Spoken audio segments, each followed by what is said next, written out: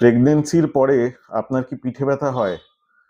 আপনি কি ভাবছেন যে প্রেগনেন্সির অপারেশনের সময় যে ইনজেকশন পিঠে দেওয়া হয়েছিল, যেটা দিয়ে অবশ করা হয়েছিল, সেই অ্যানাস্থেসিয়া বা অবশের ফলে আজও পিঠে ব্যথা আছে? তাহলে অবশ্যই ভিডিওটি দেখতে থাকুন, এই শর্টসটি দেখুন। এই প্রেগনেন্সির পরে পিঠে ব্যথা ইনজেকশন থেকে যেটা ধারণা, সেটা হলো ভুল ধারণা। প্রেগনেন্সির পরে পিঠে ব্যথা হওয়ার নানা কারণ থাকে। অনেক সময় খাবারের যে মধ্যে ক্যালসিয়াম, ভিটামিন ডি এগুলোর অভাব থাকে, প্রোটিনের অভাব থাকে। তারপর বাচ্চাকে সবসময় কোলে ধরে রাখতে হয়, অথচ আপনাদের পিঠের পেশি হয়তো ততটা শক্তিশালী নয়, বা ব্যায়াম ট্যায়াম আপনারা অতটা করেন না। তার জন্য এই পেশি দুর্বল হলে পিঠে ব্যথা হতে পারে। বা অনেক সময় পেটের পেশি দুর্বল হয়ে যাওয়ার ফলে যে মাসেলের বা পেশির ব্যালেন্স থাকে সামনে আর পেছনে, কোর মাসেলের, সেটা নষ্ট হয়, তাই পিঠে ব্যথা থাকতে পারে।